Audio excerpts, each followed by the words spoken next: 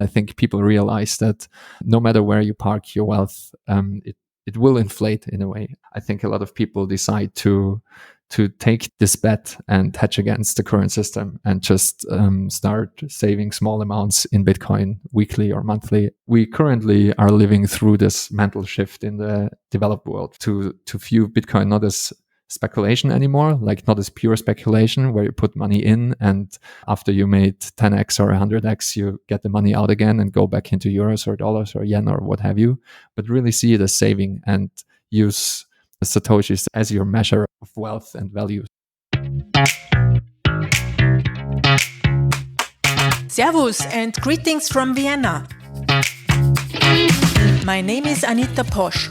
Thank you for listening to Bitcoin & Co., my podcast that's introducing the philosophy, ideas and people behind Bitcoin. Hello, girls and boys, ladies and gentlemen. Thanks for being here again. It's another week and another episode of the Bitcoin & Co. podcast. It's number 67, and my guest today is Gigi, a software developer and computer scientist. Gigi wrote 21 Lessons, a book in which he shares his learnings from falling down the Bitcoin rabbit hole. 2 years ago, he quit his job and started to work solely in the Bitcoin space. Please excuse the bad sound quality on my side. My microphone failed, and usually I have a much better sound quality. Next time it will be better again. If you have a question about the podcast or want to give me some feedback, feel free to visit the episode page at anita.link/67, where you will find an audio recorder to record your question or feedback. Please hit the subscribe button in your podcast player now and share the episode with your friends and family. Before we start, a word from my sponsors. I'm excited about my new sponsor, Shift Crypto, and their BitBox02 hardware wallet. I've known the team behind the BitBox02 for some time now, and I feel we share the same values. We both believe in financial independence, and that means holding your own keys. We also care about making it easy for everyone to keep their Bitcoin safe. The BitBox02 is a Swiss-made hardware wallet. It makes it simple to store and use your coins. I especially like the fact that they have a Bitcoin-only edition, and I can use it directly with my phone. Check out the BitBox02 at shiftcrypto.ch. That's shiftcrypto.ch. You'll get a 10% discount with the code ANITA if you buy a BitBox02. Local Bitcoins is one of the most trusted and the largest peer-to-peer Bitcoin trading platforms in the world. On Local Bitcoins, you can buy and sell your Bitcoins in an easy, fast and secure way, always protected by escrow. Unlike stock-like exchanges, Local Bitcoins allows you to trade with people like you, and you can choose any currency you prefer and find a safe payment method to complete your trade. Local Bitcoins also offers a web wallet, so you can trade and deposit and send out your Bitcoins all in one account. Go to www.localbitcoins.com to buy and sell Bitcoin. Not your keys, not your coins is one of the basic rules in Bitcoin. Therefore, I definitely recommend using a hardware wallet, which is what most professional crypto experts use. For those who have difficulties with the technical requirements and constant maintenance of hardware wallets, there is the card wallet. The card wallet is a very simple and secure solution for long-term storage of Bitcoin and Ethereum. No software updates needed, it's 100% offline and it leaves no traces on the blockchain. You can give it away as a gift or inheritance. You can send Bitcoin to it and all you have to do is to store it in a safe place. The manufacturers are the Austrian State Printing House and Coinfinity, Austria's first Bitcoin broker, founded in 2014. Order your card wallet at cardwallet.com/Anita and get 20% off. And finally, a shout out to the Let's Talk Bitcoin network, where you can find other Bitcoin-related podcasts like Citizen Bitcoin, the original Let's Talk Bitcoin show with Andreas M. Antonopoulos, POV Crypto and more.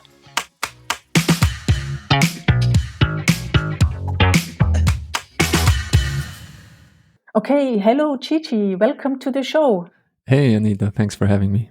I'm glad that you're here. It's the first time that you're my guest. Please tell us a little bit about you. When I first saw your name online, I thought, der Gigi seems to be a German speaker. And then we met at the Lightning Conference in Berlin. And I'm really curious about your profession and your story. I'm indeed a German speaker. So for everyone who is not aware, there Gigi simply says like the Gigi, and Gigi is a name, and there is the German pronoun. So if you know German, it's kind of obvious that I'm German speaking as well, or at least you can guess it as you did, Anita. And yes, so my background is in computer science, and I fell down the Bitcoin rabbit hole the last couple of years really hard. Like it got worse and worse over time. And like 2 years ago now, I think I quit my job, and I've been in Bitcoin full time pretty much. And as I said, my background is in computer science, and I've been working in the software industry for the last 15 years. And I should have been very primed to find Bitcoin early, and I actually found it quite early as well, but I dismissed it for the first couple of years. It's the same story that you've heard before a million times, probably. Like you first hear of it and look into it a little bit, but you think this can never work and it's just funny internet money. And so that was the case for me as well. And that's also part of the reason why I dedicated so much time in the last couple of years to education and doing my part in hopefully helping some people to not make the same mistakes that I made. It's true. It's very common that people find it, dismiss it, and then come back again because Bitcoin, wow, it's still alive. Yeah, exactly. And what? How are you earning your money? I mean, you're full time working in the Bitcoin space, and are you developing stuff or doing work for clients? Well, I was lucky enough to earn quite a bit of money beforehand, and also, I had some savings that I blew through in the last couple of years.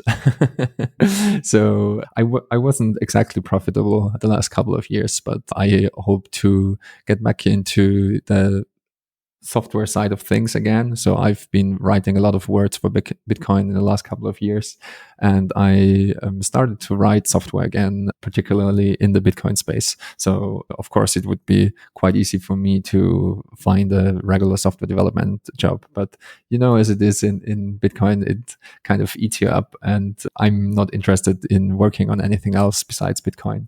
So that's what I focus all my time and energy on. And I've been working with a couple of companies in the Bitcoin space in the last couple of years now already, last couple of months especially. And I can't talk about anything publicly yet, but I think I will probably have a software development gig.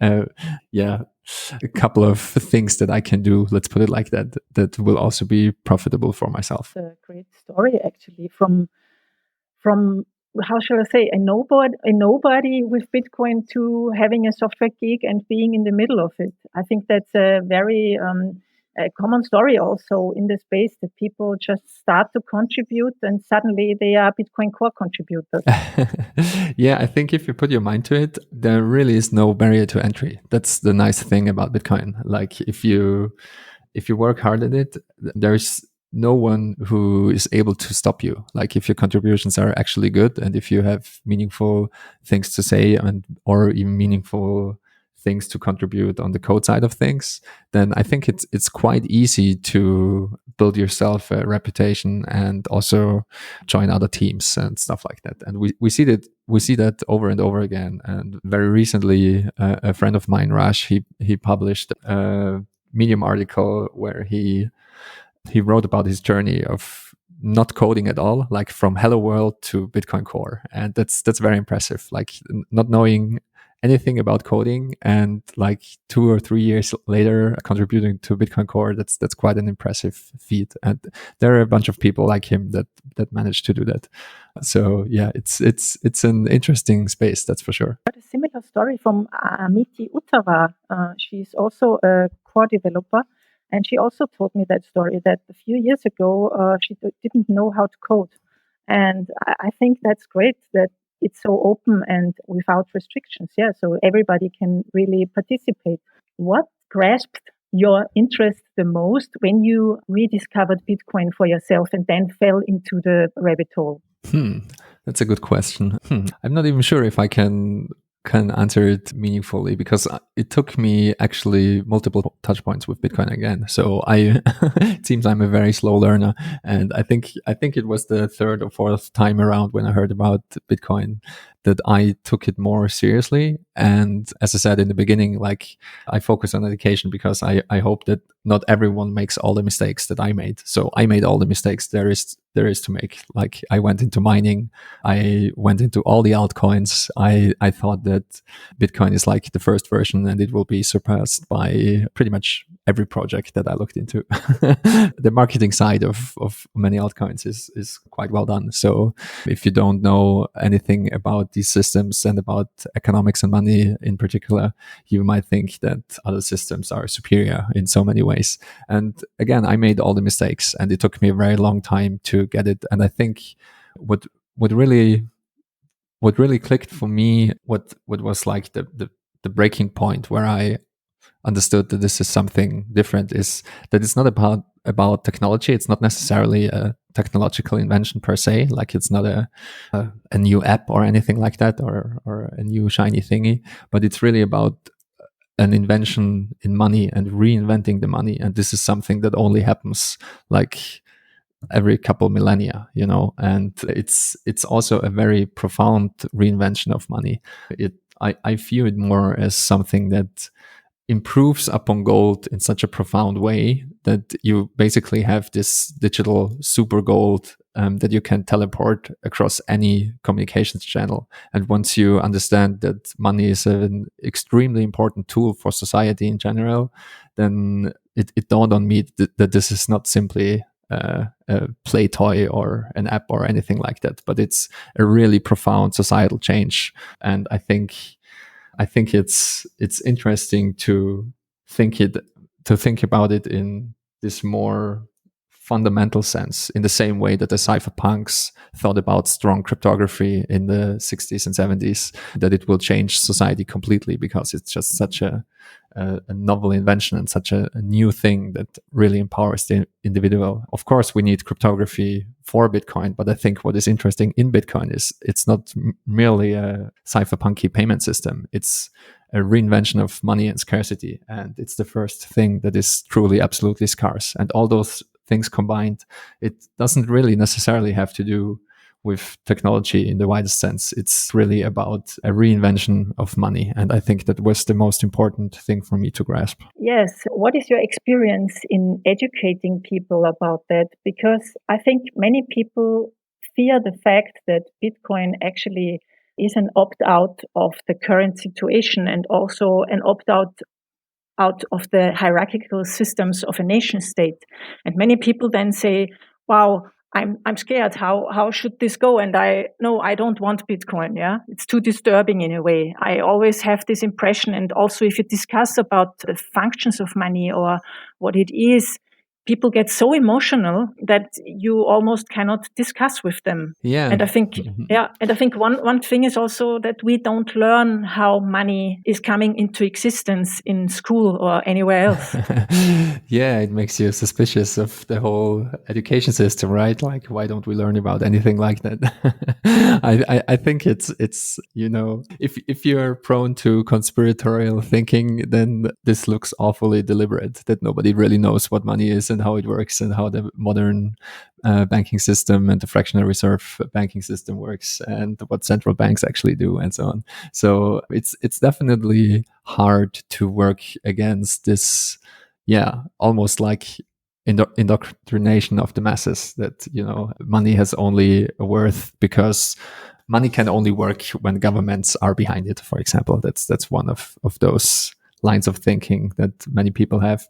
Educating people on these issues is really hard, as you pointed out. And I think you're right when you say that a lot of people are really afraid. It's always difficult to change the way you're doing things. And Bitcoin is such a profound change it will also inevitably change your worldview if you learn about it, especially if you come from what many people call a default Keynesian view of the world. Like, you have to have inflation for the economy to work, for example, and all spending is good. Like, you have this broken window fallacy in economics that, everything that leads to people spending money is good for the economy. So in essence, the ridiculousness of this thought is that everything that breaks is also good for the economy. So you could just go around and smash windows and it would be good for the economy, because you will need more people that make windows and so on and so forth.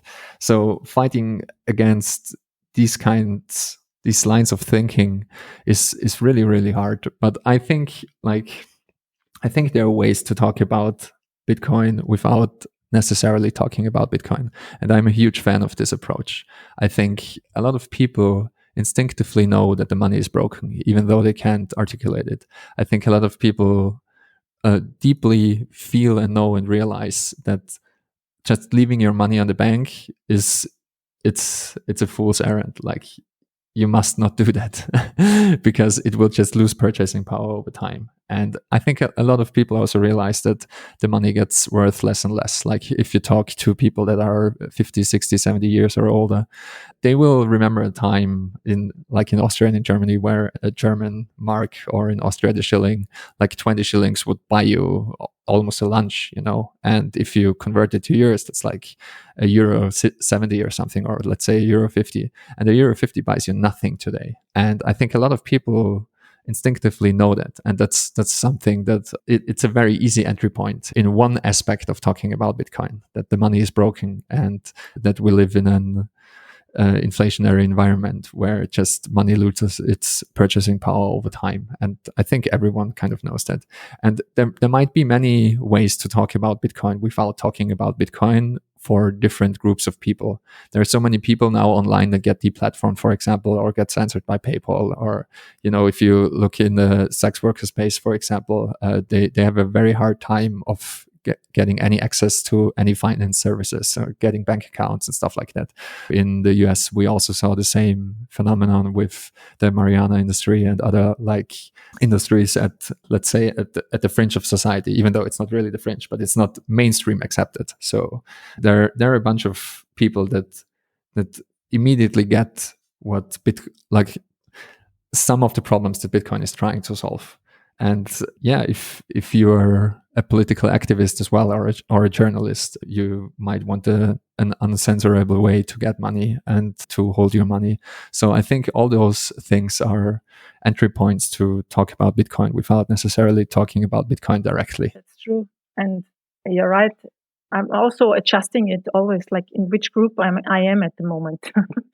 And you just said use cases. Yeah. I mean, what I see in the German speaking world, or let's say in the so-called developed world, in most cases, it's speculation, like saving money, a hedge against inflation.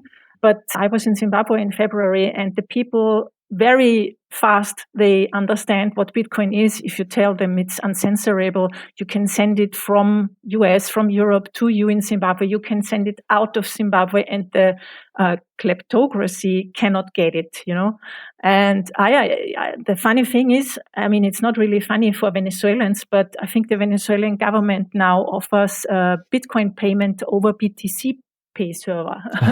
Yeah. And so also the governments, the totalitarian, authoritarian, realize that Bitcoin has a value.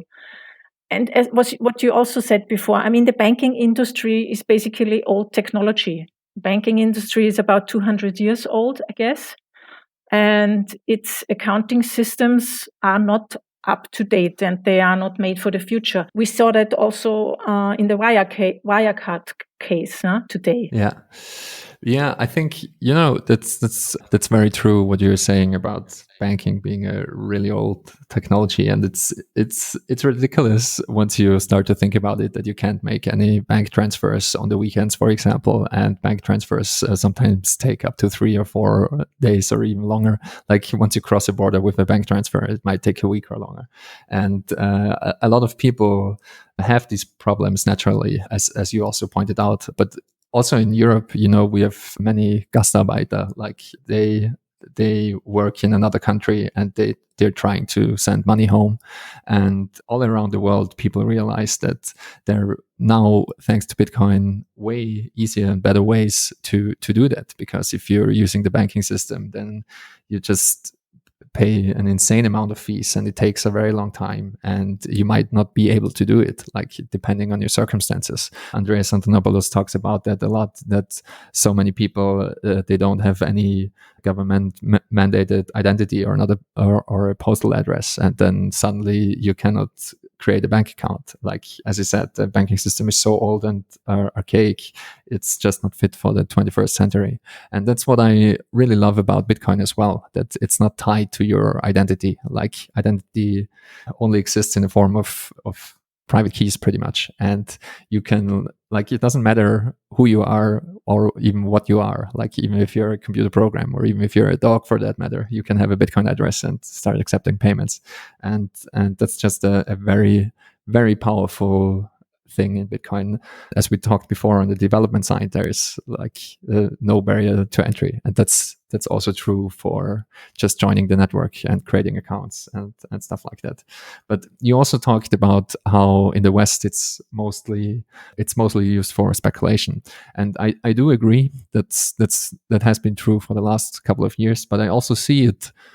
Thanks to the stacking sats and all the DCA movement, I see it shifting. I see it shifting to more of a savings technology, because now even in the developed world, a lot of people wake up to the fact that governments can't just print money out of thin air. And in response to the coronavirus, we saw that this is exactly what they did. And they printed trillions upon trillions of dollars and euros, and just pick your favorite central bank and you will see the amount of money they injected into the system, the amount of money they printed out of thin air is just insane. I think people realize that no matter where you park your wealth, it will inflate in a way. I think a lot of people decide to take this bet and hedge against the current system and just start saving small amounts in Bitcoin weekly or monthly. We currently are living through this mental shift in the developed world to view Bitcoin not as speculation anymore, like not as pure speculation where you put money in and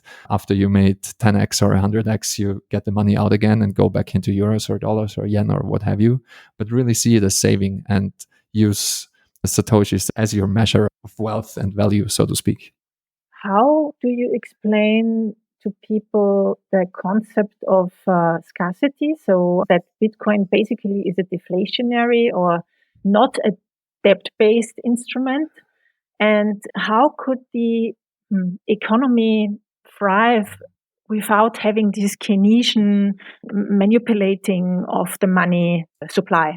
I think the first thing that's important to realize is that the idea that you have to manipulate the supply of money for the economy to function is a very, very new one. If we look back into history, we saw long periods of time where we had a hard money and gold was used as the money, and we still had working and flourishing economies. And if you study history, you will see that the Belle Epoque, where a lot of great works of art, great architecture, great advancements in science and great literature and many great things have happened and we had a great booming and functioning economy, and we had nobody who actively managed the money supply. We had no central banks that injected liquidity into the system and all these weird words they have nowadays for printing money. You know, like there are so many euphemisms for printing money. It's hard to keep count. And explaining scarcity, I think people instinctively realize that money should be scarce and things that hold value have to be scarce. I think that's why people try to diversify into real estate and into old timers and into expensive watches and what have you. I think people instinctively get scarcity. It's not something you have to pitch to people, but it's really hard to wrap your head around how Bitcoin achieves scarcity. So that's really difficult. And to be honest, I haven't found a nice, succinct way yet in explaining how Bitcoin achieves this kind of scarcity. I think the best metaphor I have is to compare Bitcoin to a game where, if you look at the game of chess, for example, the amount of squares you have on a chessboard is predefined and scarce. And everyone agrees that a chessboard only has this size and these amount of squares on it. And if you try to change that, you will play a different game. And that's in a way how Bitcoin's consensus rules work. And you could explain it in along those lines, but it's really hard to wrap your head around. So it's very easy to say Bitcoin has 21 million Bitcoins and that's it. And it doesn't really matter why it is that way, and it doesn't matter if you truly deeply understand how this works. It's just important that you know that. And I think that's also the main entry point for most people, that you've heard it so many times that there's only a limited supply in Bitcoin, that you have this 21 million and nothing more, and you will start to believe that. And once you start to realize what this means, you will try to get some, as Satoshi said, in case it catches on. Yes, it's also compared very often to property. So on Earth, there is only so much property, and if it's run out, it's run out. Yeah, absolutely. I really like the real estate comparison as well, and a lot of people use it as well. Yeah, I don't know. I think, again, with property, there are many comparisons that you can make, and I think it's a very useful analogy as well for absolute newbies, because I think it lands really quickly. Yeah, very often when there's a discussion about the monetary properties or the properties of Bitcoin being money, the three functions of money are said, like store of value, medium of exchange, and medium of account. And then everybody always saying, yeah, but Bitcoin is not a medium of account and it will never be. So, and I always think this might be just you cannot see so far. You don't want to see the possibilities, and that's why you dismiss it and say it doesn't have these three functions that money has to have. But it's just a definition. I mean, definitions can change, can't they? Yeah, of course. I think what a lot of people miss that use that as a line of argument to dismiss Bitcoin is that we've never seen a monetary good develop in real time, and we've never seen anything being adopted as money in real time. And since everything is moving so quickly nowadays, we live in this technological, exponentially moving world. Like, everything is happening quicker and quicker. It seems like it's already hard to make sense of the world, and I have the feeling that it gets worse and worse every year and every month. And I think this is also true in Bitcoin, that everything is happening faster and faster and faster. And we now see, I strongly disagree that Bitcoin, if you look at the three properties you mentioned, the store of value, medium of exchange, and unit of account, I think Bitcoin already has all three. It's just not evenly distributed yet. There are definitely people that use it as a store of value, like the hodlers of last resort use it as a store of value. I use it as a store of value. A lot of Bitcoiners use it as a store of value. Even a lot of, wealth managers nowadays start to use it as a store of value as well. And it's definitely a medium of exchange, and it always was a medium of exchange, like starting from the first transaction for real goods, which was Laszlo's pizza transaction. And it's still used as a medium of exchange, because there are some goods and services that you can only acquire for Bitcoin, even if it's something innocuous as, lightning stickers and t-shirts and hats and socks. Like there's the Mount socks, for example, which only accepts lightning. And there are many stores that only accept lightning. And I expect more people to set up stores and offer services and goods and only accept Bitcoin, because that's the only money they want to have, and they don't want to jump through the hoops of converting fiat to Bitcoin. And it's also a unit of account, and a lot of people don't realize that, and it kind of it kind of disappoints me almost on an intellectual level, that people don't really realize it. Because if you're trading shitcoins, then Bitcoin is your unit of account. If it isn't, then you're just a really bad trader. Because especially in the altcoin space, Bitcoin is the numeraire. Like everything is related to Bitcoin. And if you're not tracking your wealth in Bitcoin, you're just doing it wrong completely, because you might be up in USD or Euro terms, but you will be down in Bitcoin terms, most likely. And so not only that, not only traders use Bitcoin as a unit of account, but a lot of Bitcoiners start to use Bitcoin as a unit of account as well. As I said before, I think we are currently living through this mental shift from speculation to savings. And I know a lot of people, and myself included, I measure my net worth, so to speak, in sats and not in anything else. Like I don't care about the dollar value. I don't care about the euro value. As I've said many times before, fiat is kind of that to me. And I think, if Bitcoiners are right and it plays out, Bitcoinization and hyper-Bitcoinization plays out as we describe it in the next couple of years. And I personally believe it won't take that long. It might take, 10 years, but that's not a very long time span. Then denominating your wealth in US dollar terms or in euro terms is completely nonsensical, because it's inflating like hell. And as we said before, thanks to the stimulus packages and fighting the coronavirus economically, it's plainly obvious that all these currencies won't have stable value in the long term, and they will only lose value. So what you use as your unit of account is, I think, it's part of your personal preference as well. And so in my opinion, Bitcoin has all the three functions of money already: store of value, unit of account, and medium of exchange. And I think it's plainly obvious that it does. It's just not evenly distributed, and not all people on planet Earth see Bitcoin as a store of value, as a medium of exchange, and as a unit of account. But we see these adoption waves, and I can't tell you how many more adoption waves it will take until we hit the critical mass. But I think it won't be that many. I would be surprised if it was more than 3. That's also where my 10-year time horizon comes from. So I last year I speculated that it will only take 10 years until we hit something like a critical mass.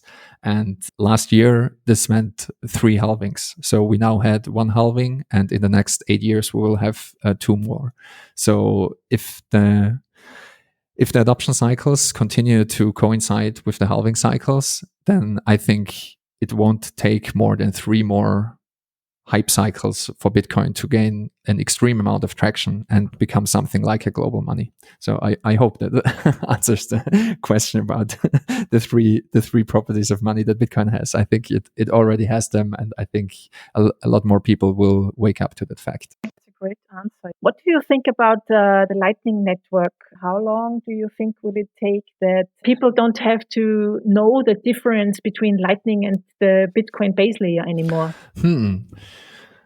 That's a good question as well. I think it's obvious that we have to, the technology has to develop in a way that this differentiation will be made in the background by software. I think people must not care about these things in the same way that when you use the internet, you don't care about the amount of TCP/IP packets or that are sent, or how exactly they are routed, and you don't care about the layers below. You only care about your WhatsApp screen or your Snapchat screen and whatever is presented to you there. And I think we already came a very long way in the Bitcoin space. I think there are a lot of very usable wallets already. On the desktop side, we have SAP, for example, which is already really nice from the usability standpoint. Granted, it's still kind of technical to get up and running and know how everything works, and you need your own Lightning node and stuff like that.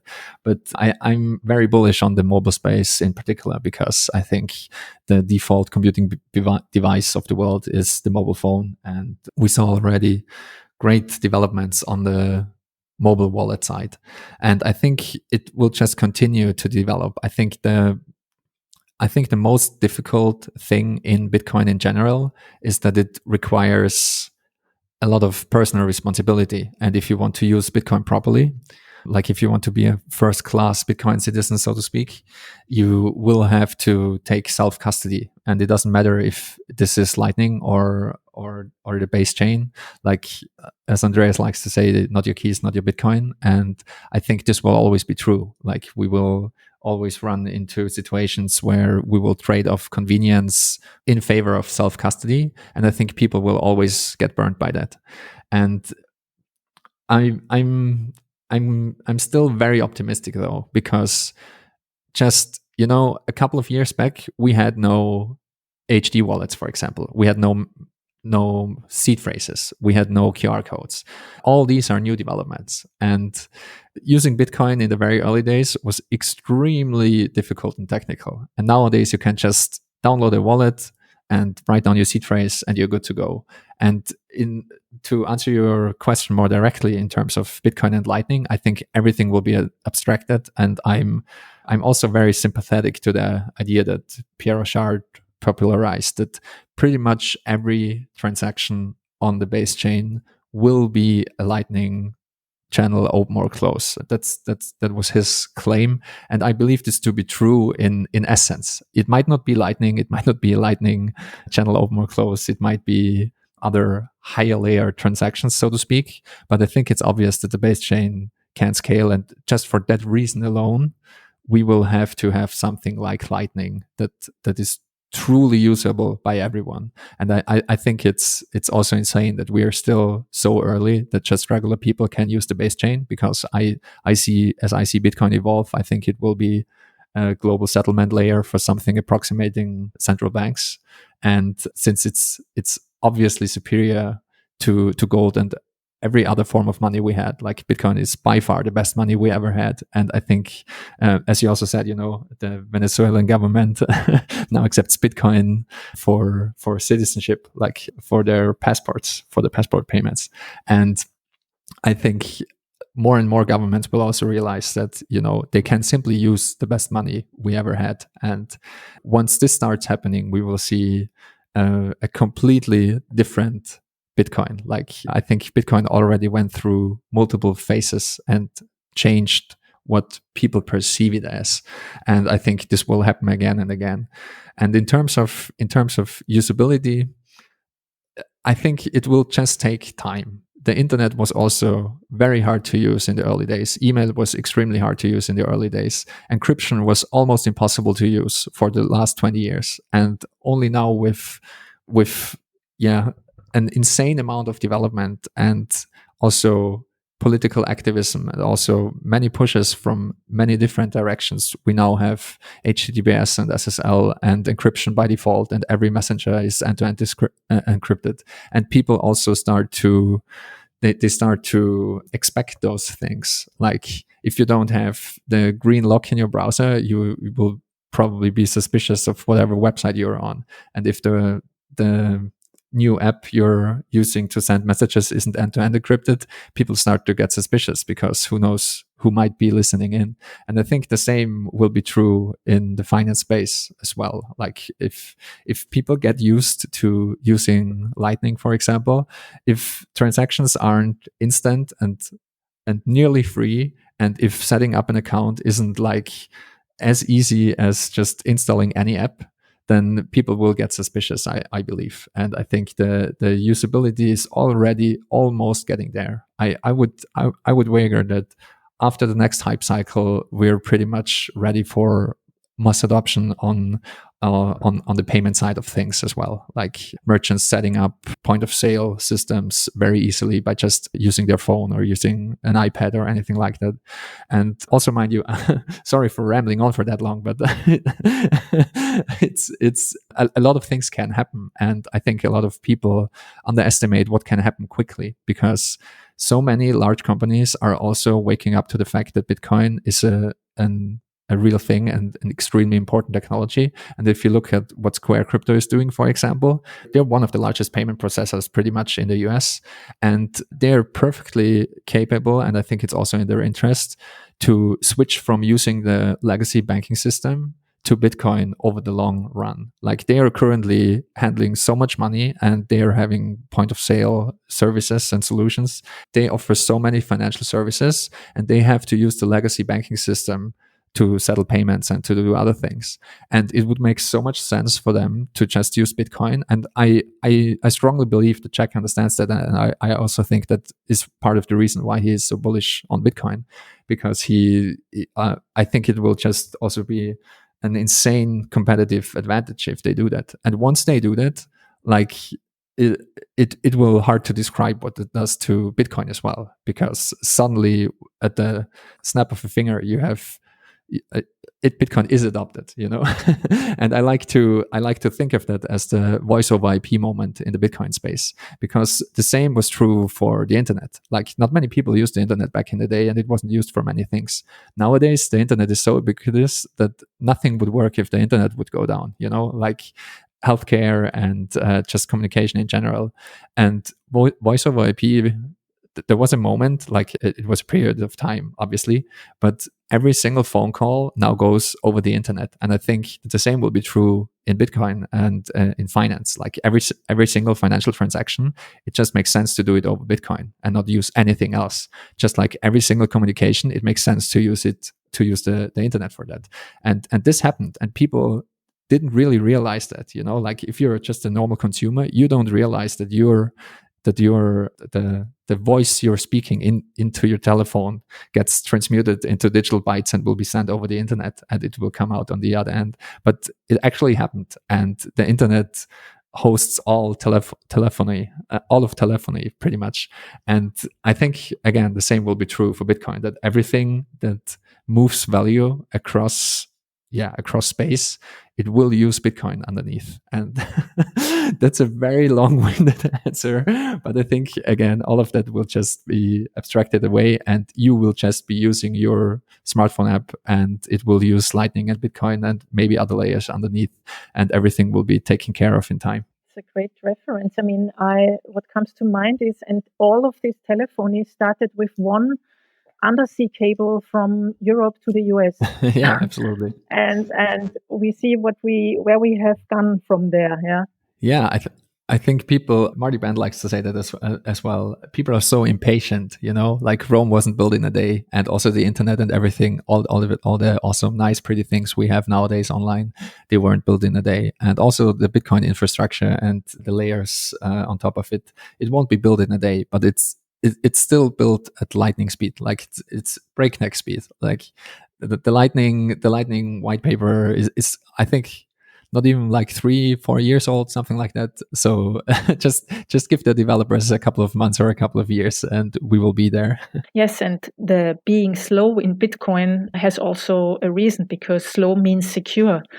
And not too complex, getting too complex very fast, because that's also insecure in developing software. Yeah, absolutely. A small chapter in my book, 21 Lessons, talks about that, where Bitcoin is the antithesis of moving fast and breaking things. Like Mark Zuckerberg from Facebook popularized this phrase that you have to move fast and break things. And that's the general idea in software, that you can just iterate so quickly and it doesn't matter if something breaks, because you can always fix it later. But Bitcoin is by nature very, very, very different. And as Satoshi famously said, the design of the system is made in such a way that it's set in stone from day one, and so you can't really break things. Like if you break things, it will have catastrophic consequences. And so, as you said, it's a feature of Bitcoin that it's really hard to change, and the development on the base chain is slow moving. But I wouldn't even say it's slow moving; it's just deliberate.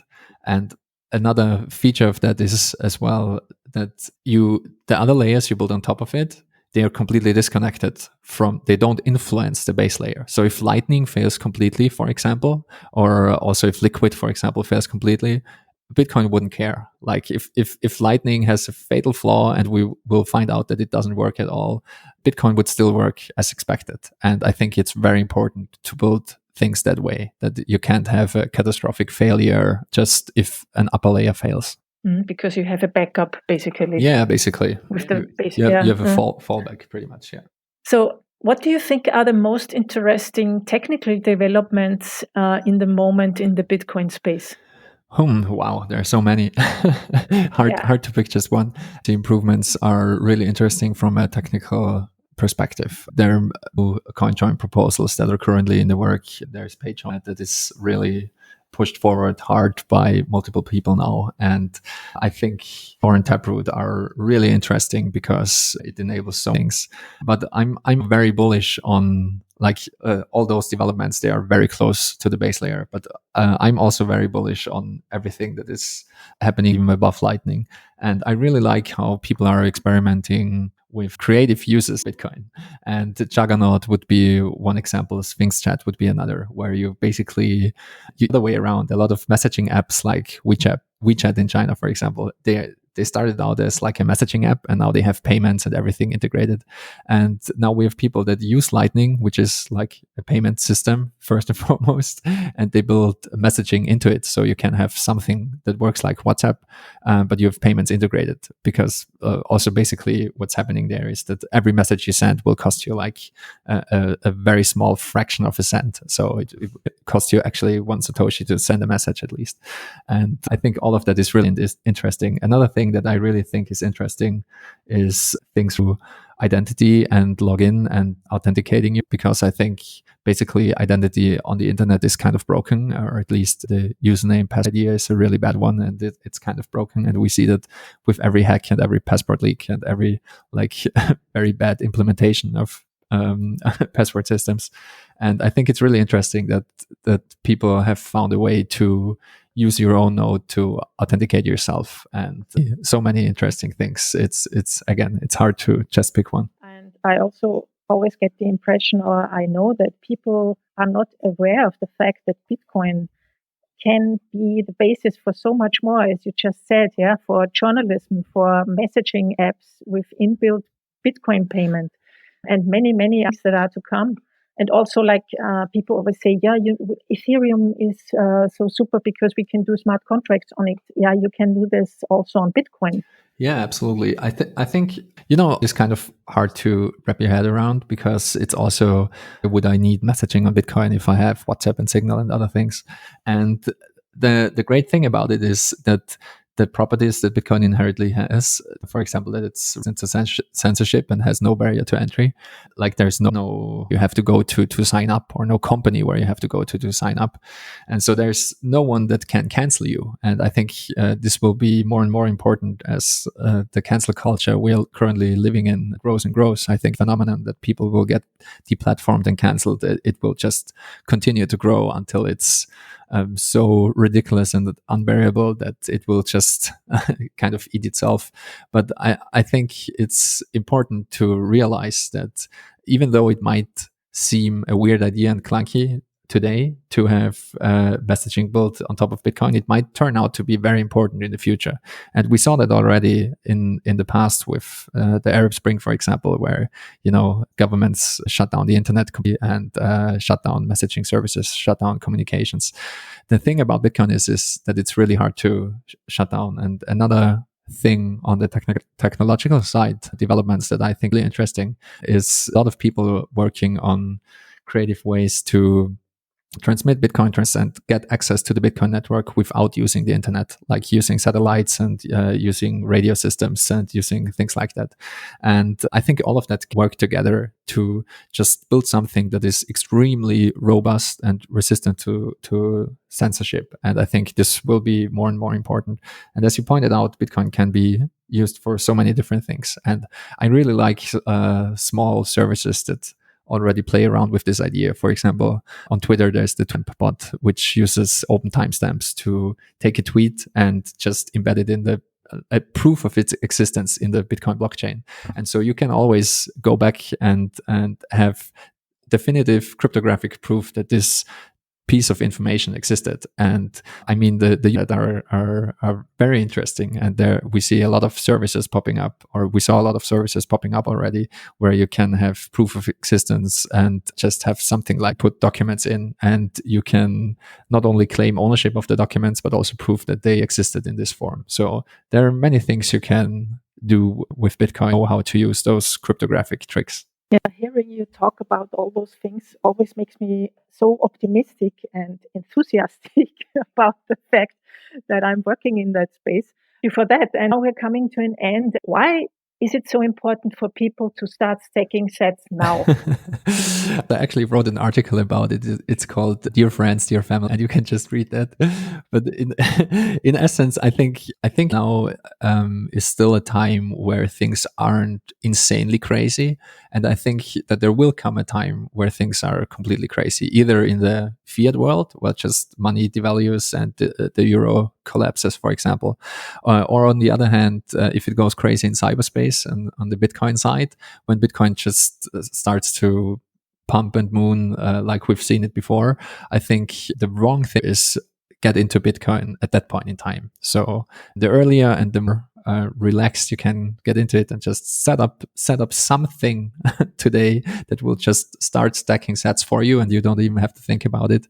I think that's the right approach. And then you don't have to deal with the psychological fallout if things start to move and get crazy. Do you have any book recommendations or other recommendations for listeners to get a little more into Bitcoin? I mean, you also wrote the book. It's called 21 Lessons. Please tell us a little bit about it. Yeah, absolutely. So obviously I would recommend reading my book, 21 Lessons. But you can also read it for free online on 21lessons.com. If you want to support me, you can buy it on Amazon as well. Book recommendations, actually. I have a site called bitcoinresources.com. And I list a lot of books there a couple of times if I want to do it multilingual as well, because nowadays there are some German-speaking books as well, and books get translated in all kinds of languages. But most of my recommendations are there. If you're just to it, I think I would recommend 2 books nowadays. Apart from the classics, quote unquote, I think the Bitcoin Standard is always a good choice. But the last books I read and I really liked was Why Buy Bitcoin by Andy Edstrom, which talks a lot about what money is and the characteristics of money. And another book I really liked was Chiara Brickers, and it talks in a very funny and interesting way about how Bitcoin works. So if you're interested in the technical side of things, I would recommend that newcomers as well. But again, there are so many great books, it's hard to just pick 1 or 2. My whole list of recommendations is on bitcoinresources.com. Thanks for the recommendation. I know these 2. I've read about them, their names, but I didn't look into the books. I will do that now.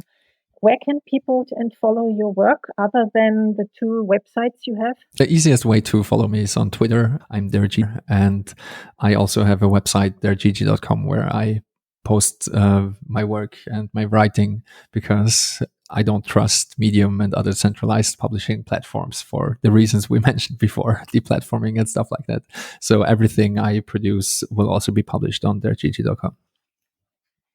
Great. Yeah, I also host my podcast and my websites on my own server. We'll put all the recommendations and your links into the show notes. Thank you, Gigi. Yeah. I hope we can meet one day in person. And other than that, hey and bye. Thanks for having me again. And I'm sure we will meet one day again in Meetspace. So take care, Anita. Yeah. You too. Bye. That's it for today. If you like my show, please share it with your friends and hit the subscribe button in your podcast player now. Thanks to my sponsors who make it possible that I can produce the show. Localbitcoins.com, Shift Crypto with the Bitbox 02 and Coinfinity with their card wallet. Music. Start with Yes, Delicate Beats. Idea, content and production. Yours truly, Anita Posch.